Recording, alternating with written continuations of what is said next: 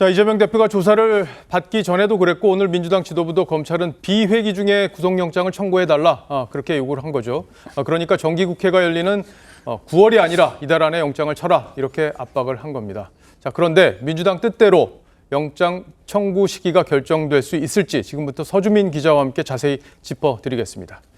자, 서 기자, 일단 물리적으로 8월에 청구하는 게 가능하긴 한 거예요? 네, 같이 한번 판단을 한번 해보시죠. 예. 자, 먼저 따로 혹은 같이 이렇게 써놨는데요. 어제 이재명 대표가 출석해서 조사를 받았던 거는 이 백현동 특혜 의혹입니다. 예. 그리고 대북 송금 의혹과 관련해서는 아직 검찰 조사를 받지 않았습니다. 쌍방울이 돈을 북한에 대신 보내줬다. 그렇습니다. 이 부분이죠. 그렇습니다. 이 백현동 사건 수사는 사실상 마무리 단계이기 때문에 지금 이 혐의만 가지고 검찰이 따로 영장을 청구하는 것도 충분히 가능한 8월에 만약에 한다고 하는 것도 충분히 가능한 시나리오입니다. 다만 백현동만으로 하는 건 8월에도 가능하다. 그렇습니다. 예. 다만 여기에 검찰의 고민이 하나 있습니다. 고민이 어떤 고민이요? 네, 그러니까 백현동 사건에서 이 대표의 혐의는 배임입니다. 예. 폭행이나 뇌물 이런 건 증거만 명확하면 이 범죄인지 아닌지 명확하게 구분이 됩니다. 하지만 배임은 이 어떤 측면에서 보면 적극적인 행정이다 이렇게 볼 수 있고 또 한쪽 측면에서 보면 이 범죄 행위로 예. 볼 수가 있는 겁니다. 그러니까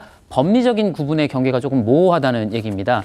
영장 기각 사유로 자주 인용되는 말이 있죠. 다툼의 여지. 이 다툼의 여지가 있는 셈입니다. 자, 그렇다면 검찰이 백현동만 갖고 영장을 청구한다면 다소 부담스러울 수 있다. 네. 그래서 이제 따로가 아니라 같이로 갈 수 있다. 영장을 그렇습니다. 이제 합쳐서 칠 수 있다. 네, 그렇습니다. 물론 이 영장 청구를 해서 그다음에 기각이 된다고 뭐 무조건 무죄가 되는 건 또 아니고 이어서 대북 송금 의혹으로 영장을 다시 청구할 수도 있습니다. 하지만 이 첫 번째 영장이 기각이 된다면 이 두 번째 영장을 청구하기가 이 검찰로서는 더 부담스러울 수 있고요. 또 야당 대표를 계속해서 집요하게 구속하려 한다 이런 비판이 나올 수도 있는 겁니다. 예.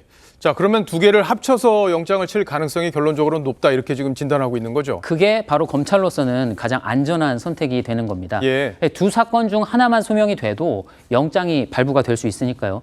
그런데 이 대북 송금 의혹과 관련해서는 오는 22일 이화영 전 부지사의 재판이 예정이 돼 있습니다. 예. 22일이죠. 이 재판이 중요한 건 이 전 부지사가 이 대표의 방북을 위해서 이 쌍방울이 300만 달러를 북한에 송금한 사실을 보고했다라고 한 검찰 진술을 이 법정에서도 유지할 수 있을 것이냐, 바로 이 때문입니다. 그게 제일 지금 관심사잖아요. 그렇습니다. 예. 그것 때문에 이 발언을 만약에 검찰 진술했던 발언을 법원에 나와서까지 그대로 유지할 경우에는 이 대표의 제3자 뇌물 혐의가 뚜렷해지게 됩니다. 22일 재판에서요. 그런데 검찰은 이 대표를 만약에 유지한다면 검찰은 이 대표를 5번째로 소환할 가능성이 높아집니다. 예. 그렇게 되면 지금 이 일정대로라면 이 8월 말 22일이 재판이니까 8월 말쯤에나 소환이 가능한 거죠. 그리고 물리적으로 영장 청구는 당연히 9월이 넘어서야 가능할 거다. 이런 계산이 나옵니다. 제가 한번 정리를 다시 하면 결국에는 영장을 백현동 갖고만 치면은 영장이 나올지 안 나올지 배임 혐의에 대해서 여러 가지 논란이 있을 수 있기 때문에 다툼의 여지가 있다고 보고 영장이 안 나올 수도 있으니까 네. 쌍방울 대북 송금하고 두 개를 합쳐서 영장을 칠 수 있는데 네. 이 8월 22일 날 이화영 부지사의 재판에 증언이 아주 중요하니까 법정 증언이 그걸 들어보고 8월 말에 대표를 소환하고 그다음에 영장을 치면 9월이 될 수 있다. 이렇게 정리를 해볼 수 있는 거죠. 스케줄상으로 그럴 가능성이 검찰의 전략상으로 높다는 얘기입니다. 예.